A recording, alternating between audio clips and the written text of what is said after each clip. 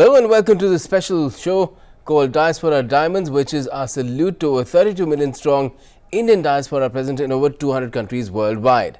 I'm Gautam Roy. Well, the show launched the same day, same time earlier this year, around the time the 17th Pravasi Bharatiya convention was held in Madhya Pradesh's Indore city. PBD provides a platform for the overseas Indian community to engage with the government and the people of India and share their experiences and insights. It also helps strengthen ties between India and global Indian diaspora and to recognize the achievements and contributions of Indians living abroad. The Pravasi Bharatiya Samman Awards are an integral part of the biennial event and are conferred by the President of India upon members of the Indian diaspora who've made exceptional contribution in their chosen fields and have acted as India's ambassadors in foreign lands. Our guest this week is one such awardee this year, Dr. Maqsooda Sarfi Shiotani, recipient Pravasi Bharatiya Samman Award and educationist, author cum entrepreneur. Welcome to Diaspora Diamonds, Dr. Shiotani, and thank you for joining us from Kanazawa, Japan. Now, first of all, congratulations for the award. What were your first thoughts when you heard that you're getting the highest honor that the Indian government can give to an Indian living abroad, in your case, Japan? Well, I was immensely honored and humbled that my efforts were acknowledged, and it was a overwhelming emotion moment for me to receive this prestigious honor. And I'm thankful to everyone who encouraged me and who supported me. All right. Now, what can you tell us about your journey from India to Japan? How did you get to settle there after having got your PhD from the Center for Central Asian Studies, Kashmir University, back in 1999? Well, it was marriage. It was in 1980s. Back in 80s, I went to Mongolia as a research scholar, and I met there my husband, who happened to be a Japanese. That is how I ended up in living in Ishikawa, Kanazawa, a very culturally rich place, but very small town, unlike Tokyo and Osaka. All right. Now, you've been, of course, given this particular award for your contributions in the field of education. Your citation also mentions that you're the founder and director of the Ishikawa India Association, which has worked for promoting India-Japan relations. Tell us about these aspects of your journey. Well, about Indian Association, it started in 1990. And how it started, it was really, I came to, as I said, it was a small place. I was the only Indian here. And people, the image of India that time in this region was India is a hot country. India has a curry rice. And that was it. And then I thought I have to give them my India, show them my India, how deep our culture is. So for that, I wanted to do something. And one of my friends said there is an association, in Tokyo, Japan Indian Association in Tokyo. I went there, I registered there. And then soon after that, I established my own association here in Ishikawa, which is involved in building the good relation, promoting the relation between India and Japan. And that's we are doing now. It past 33 years. So that is how we are. First, in the beginning, we were just dealing with only with culture, bringing cultural groups to Japan and sending cultural groups to India.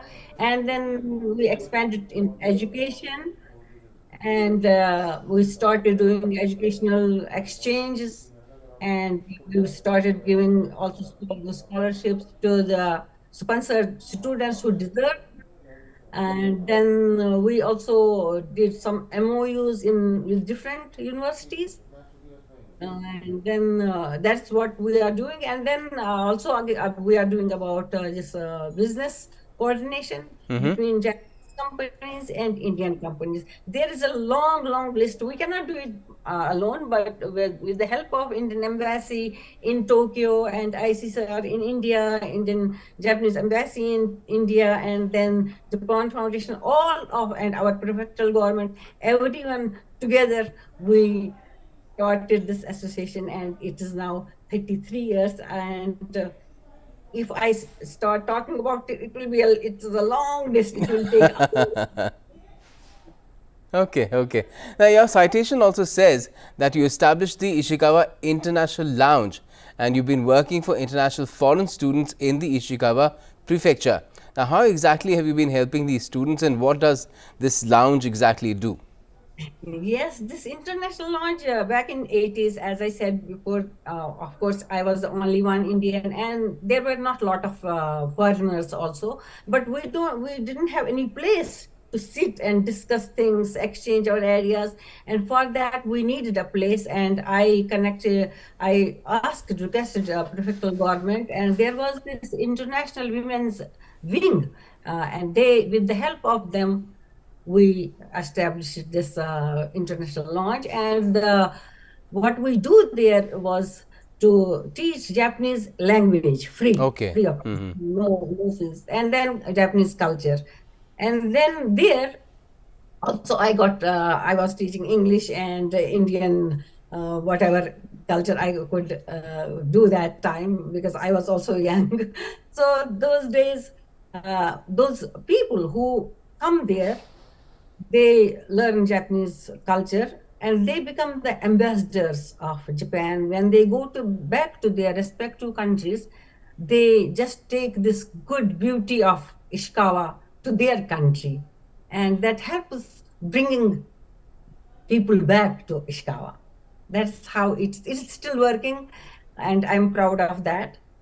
Still working, and the number of students have increased tremendously. Now there are so many foreigners here, so from a small Ishikawa International Launch, it has really expanded into a big thing where people are learning free of cost. It's the totally volunteer work.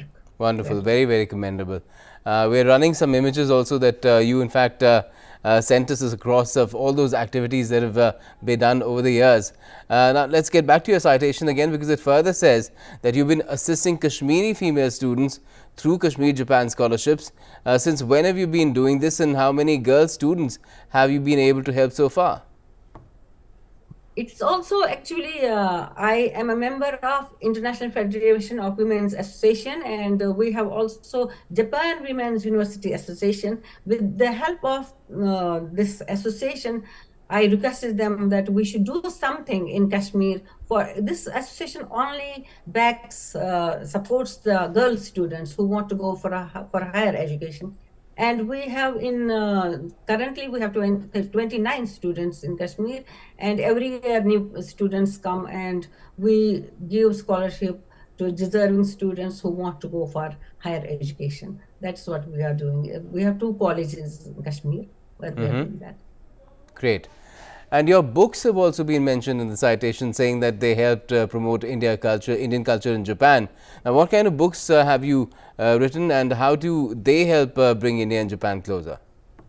I have penned many books, several books, but to name a few, those are in my own field of studies. But besides that, I have written some books about Japan seen by the eyes of Indian girl, which is in English.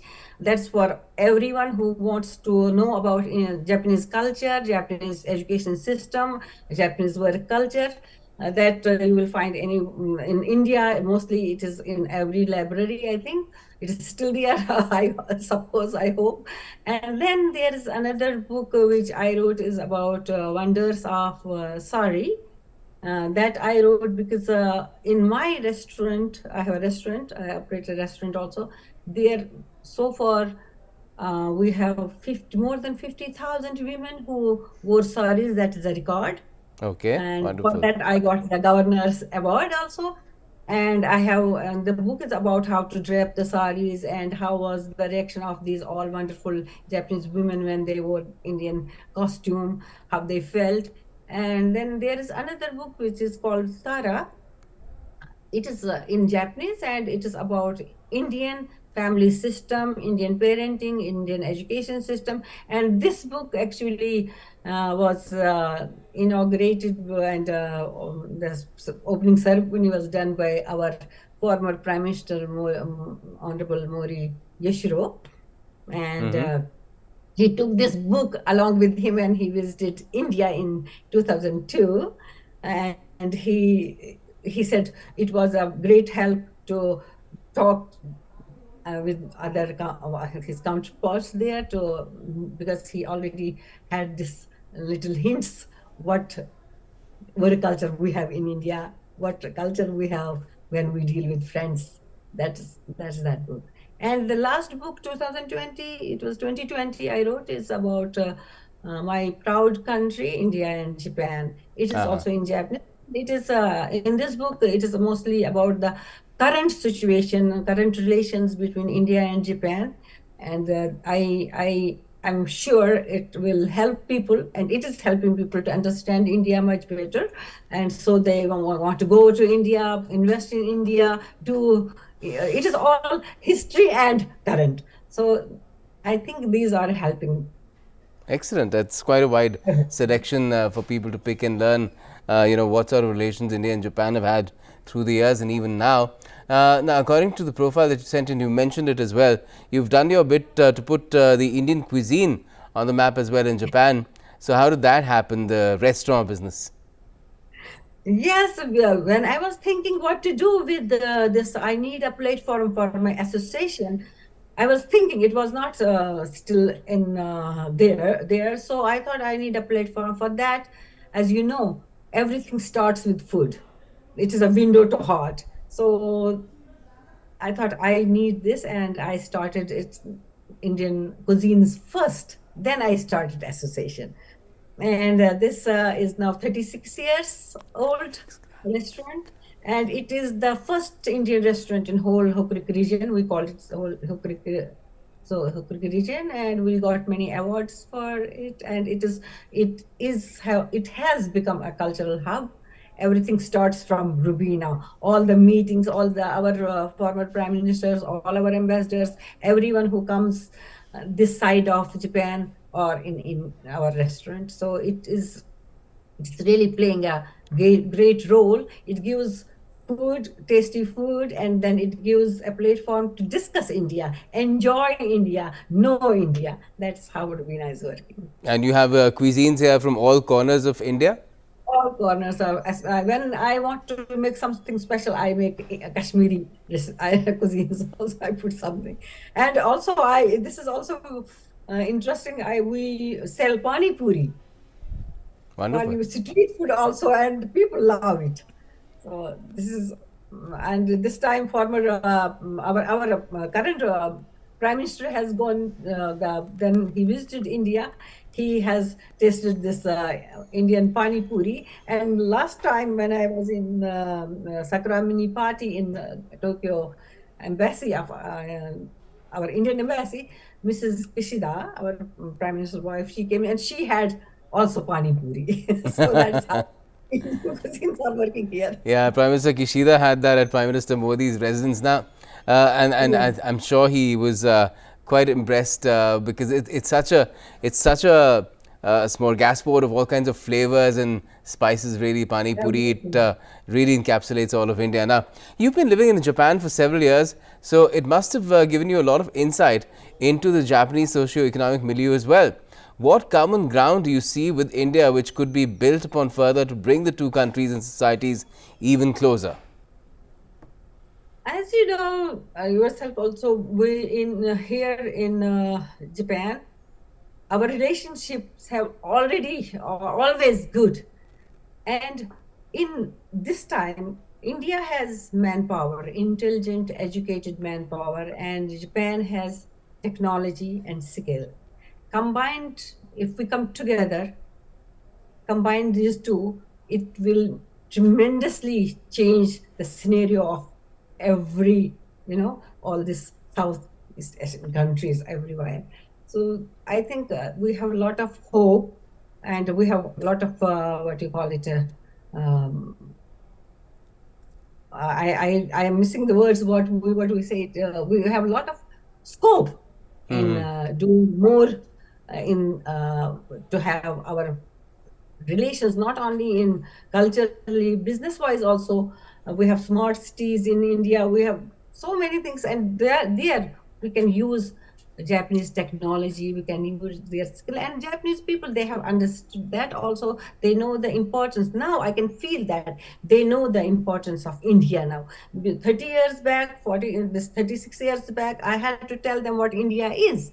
But now they are coming to me and they are telling me, oh, Maqsooda, India is great. We have to go India. We need India. That's how I can see it.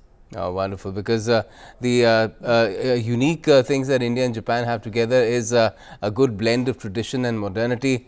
Of course, there's democracy as well, which is commonly shared, and a lot of affinity for each other, and will to take business forward as well, not just trade but investment as well.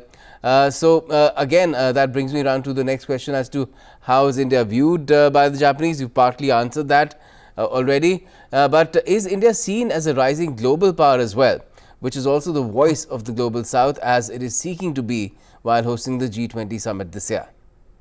Of course, everyone knows it is going to be a global power. Everyone knows that our GDP is increasing.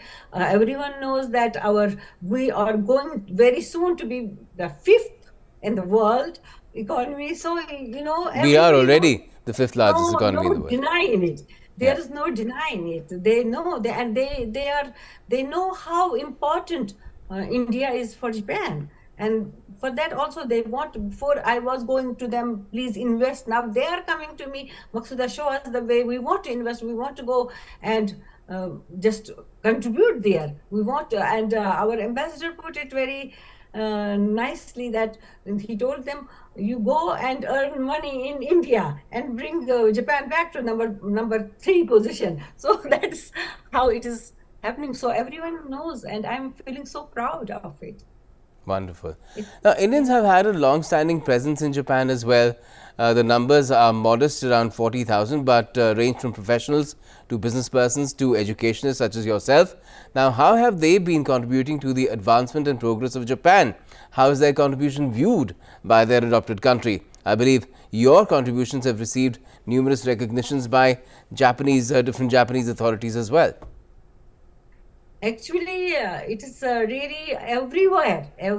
All Indians who are here, any part of the world, they are contributing their own ways in that country. And here also in Japan, there we have a big community in Tokyo. My place is very small, as I said. I was the only one now, but now population wise also Indian diaspora has increased also here. But in Tokyo, in Nishikasai, we have so many people, and now there are international Indian schools where more Japanese students are enrolling than Indian students. And then recently we have someone who was selected, who was selected as a local assembly member. That's how it is happening here. And IT sector is going really wow. It is doing wonderful job here. And then about as I mentioned before, also about how the local authorities come to see us, it is from the very beginning when I established Indian Association. From the very beginning, I started with people who were working in the government offices, like our first president. I was not the president first because I did not know Japanese language that time. All right.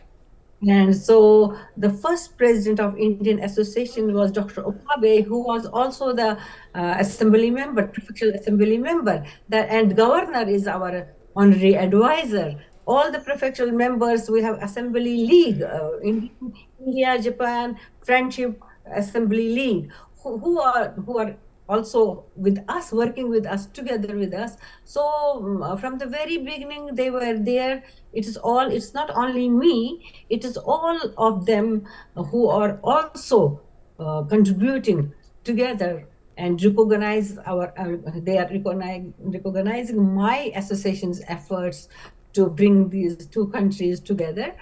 And recently also I got 2 awards from governor, and after coming back from Indore, Indian embassy, His Excellency our Ambassador George CBG, he facilitated this award at the embassy in so, and then coming back to Ishaq Prefecture, we had around 200 people who came to celebrate this award, including governor, our ambassador, DCM, parliamentarians, and all our ministers. Everyone was present, Lovely. and I felt honored. That's how they are supporting, how they are. Beautiful, wonderful. India has become really, really, really important to Japan. It was already very important, and you can see our Honorable Prime Minister, how close he was with the late Prime Minister Abe Shinzo. They are on personal level also. And then our relations from Buddhism to now, it has always been very good relations, and if we two countries go together, as I said before, mentioned before, it will create a really wonderful relations onwards. Also, we have with them, we have, Japanese. I went to Ahmedabad Association, Ahmedabad Management Association. There is this my brother, Mr. Mukesh Patel, who's doing a lot of work for Japan, and there I took all these delegations, 63 people, to see where our bullet train will start from Ahmedabad to Mumbai. So these things are happening. It is all going on, and I really appreciate both the countries who are also giving us chance to contribute together. Great. Now, before we let you go, tell us about the experience of attending the Pravasi Bharati Divas convention in Indore. I'm sure you must also be coming to India every now and then. So, what are the impressions that you've taken back from your latest visit about the country's progress and development? Wow, this is a very good question. First of all, going to Indore was for the first time. It is such a beautiful city and such a clean city. Everything was wonderful. Everything was wonderful. Food was wonderful. Our street food was very nice. And cleanliness, it was very impressive. And then about the progress, every time I go to India, the progress is visible. It's visible, it is there. You can feel it when you land at the airport. Every time you go there, everything is in change. Everything is different, and it is in a very positive way. Different in a very, very positive way. Our states have connected. We can go to remote areas very easily now. We have here everywhere. Our all sectors, like health sector, has developed. Our IT sector, our industries, everything has gone so very, very, very. India is emerging. I can feel that it is progressing. Our infrastructure has gone so good. Our before this, I was going to India. I have to go to offices now. Our India, that digital India. Yes. Do everything on my phone. So it is such a wonderful thing. I can, every time I go and enjoy my India progressing so well. Great. Now, finally, what do you think this honor that you and a select few others have earned this year, the highest that the Indian government can give to Indians living overseas, would it really mean to the larger Indian diaspora worldwide? First of all, it is, of course, it is very encouraging. Indian people, they can see that our country, our home, our motherland is really happy what we are doing outside, being outside and working for our own country, and then they are appreciating this. This is very encouraging. And then also, this is not also, it is honor, of course, this award is honor. At the same time, it's a huge responsibility, and we have to work more to make India as a proud country, not only for us, but for other people also. Oh, Indians are like this. We have to pave the way for the younger generation to take this torch ahead and keep the Indian flag flying high on the skies. Great, great. That's a great note to end this conversation. Thank you so much for joining us, Dr. Shiotani, to talk about your award and to talk about how the Indian diaspora is making great progress in Japan. Thank you for joining us. Thank you so much. And that's all we have for the moment in this edition of Diaspora Diamonds. For all the latest, keep watching DD India.